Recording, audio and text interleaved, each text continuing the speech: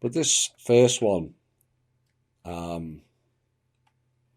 will be of interest to Puerto Ricans in particular, of what has been going on there and why. And I've just pulled a small section of it out of a much larger document.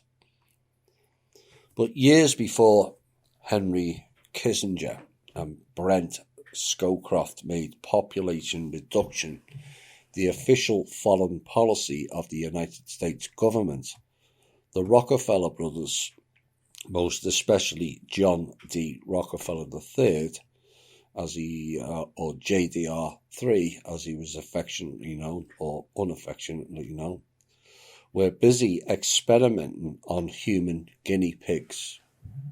You're going to hear a lot more of this.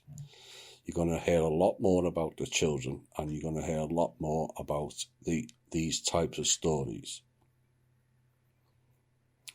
In the 1950s, Brother Nelson Rockefeller was occupied with exploiting the cheap, non-union labor of Puerto Ricans in New York, no surprise, and the garment center sweatshops, and they were flying them into New York at cheap rates on the family's Eastern Airlines shuttle.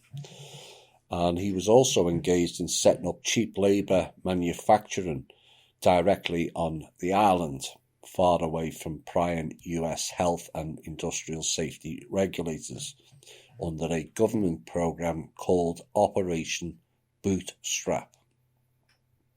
I presume that island is Long Island, home of MK Ultra and Montauk, etc., and all kinds of other fun and games, including plasma weapons that came down from higher D's that was messing with our heads for a time until that was dealt with.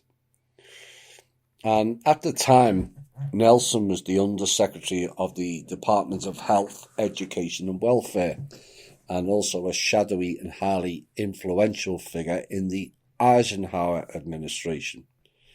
And in Nelson's version of Operation Bootstrap, the Boots were owned by the Rockefeller family, they who funded Planned Parenthood, remember, and also their business friends. And the only straps were those used by sweatshop owners on the island to force a higher level of productivity. In other words, they were whipping the Puerto Ricans. While Nelson was thus busy encouraging the spirit of free enterprise amongst Puerto Ricans, his brother John D. III was running human experiments in mass sterilization on the poorer citizens of Puerto Rico.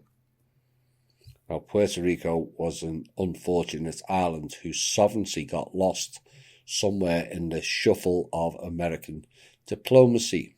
It was a de facto US colony, with ultimate legal control decided in Washington, making it an ideal experiment station, it was said.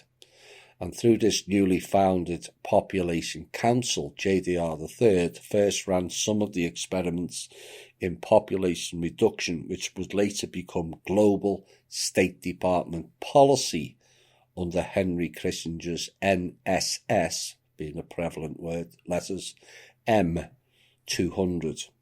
JDR III made Puerto Rico into a huge laboratory to test his ideas on mass population control beginning in the 1950s, and by 1965 an estimated 35% of Puerto Rico's women of childbearing age had been permanently sterilized.